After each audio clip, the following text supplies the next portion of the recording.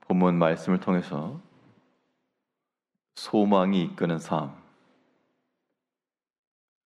소망이 이끄는 삶이라는 제목으로 하나님의 말씀 증거하겠습니다.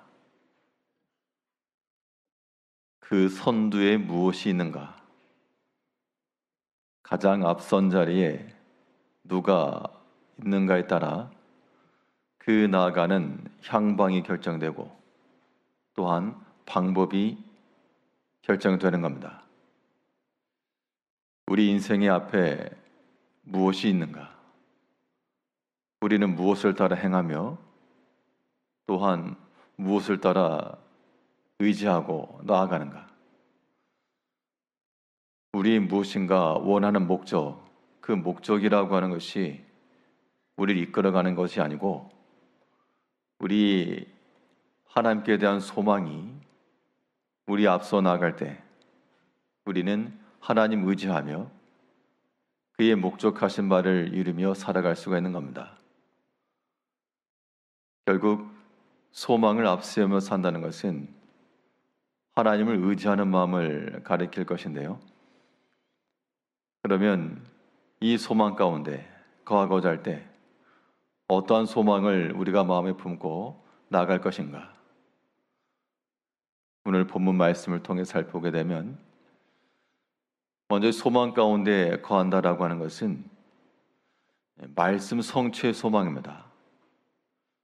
하나님께서 그의 약속의 말씀대로 이루어 주실 것을 믿고 그 말씀을 따라 나가는 삶이 하나님 앞에서의 소망 중에 사는 겁니다.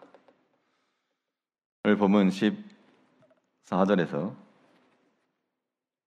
여호와의 말씀이니라 보라 내가 이스라엘 집과 유다 집에 대하여 일러준 선한 말을 성취할 날이 이르리라.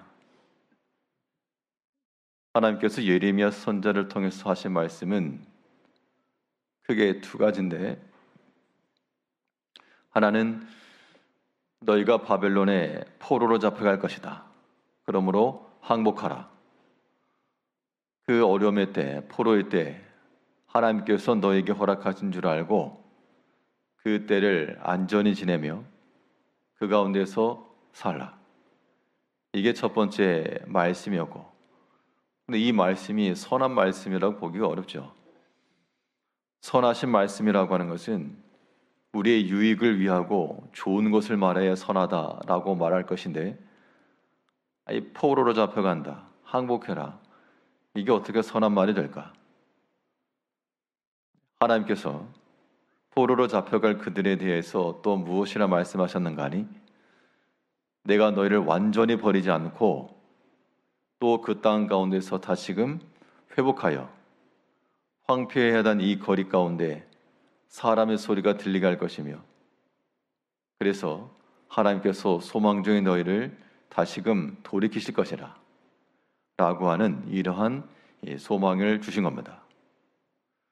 하나님의 선하신 말씀이 성취된다는 것은 우리를 향한 저주와 심판의 말씀만이 아니라 우리의 회복과 새로움에 대한 그러한 약속도 되는 겁니다. 그러므로 말씀의 소망을, 말씀 성취의 소망을 마음에 지닌 자들마다 할 일은 한 가지입니다. 말씀이 성취되기를 바라니까 그 말씀에 대한 순종의 마음을 가지고 사는 겁니다. 하나님의 말씀이면 이루어진다. 왜냐하면 그 믿음 속에는 하나님의 신뢰가 전제되는 겁니다. 하나님 능력이 무한하시며 또한 하나님은 그 말씀하신 대로 반드시 이루시며 하나님에 대한 불변의 성품, 그의 변함없는 사랑, 이것을 우리가 믿을 때라야 그 말씀 순종의 삶을 또한 사는 겁니다. 그래서 하나님 말씀에 대한 성취는, 그 순종의 삶이라고 하는 것은 결국 하나님을 의지하는 그 강도에 따른 겁니다.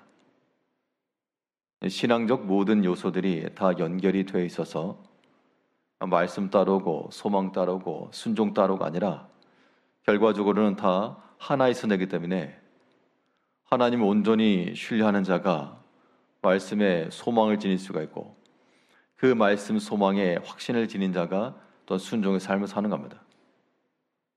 그런데 하나님께 대한 확신이 없으면 말씀을 들어도 알아도 그에 대한 실천에 대한 의지도 없고 순종에 대한 경험도 나올 수가 없는 겁니다. 하나님께서 우리에게 주신 모든 말씀은 선한 말씀, 비록 그 말씀이 우리가 당장은 어려움의 때요 고난의 때라 할지라도 하나님께서 인도해 가시는 하나님의 선하신 핸들과도 같이 여겨야 됩니다. 하나님께서 노아의 때에 방주를 지으셨는데 커다란 배에 수많은 동물들이 함께 있었던 그 배에 없었던 게 두 가지라 그러죠. 하나는 핸들이 없고 하나는 브레이크가 없었다. 하나님께서 인도하신 대로 가는 것이 그 방주의 방향성인데 때로는 경험해 보지 못했던 큰 비가 엄청난 양의 물이 세상을 뒤엎어버릴 만한 그러한 고난의 10년이 그의 방주를 태우고 나간 겁니다.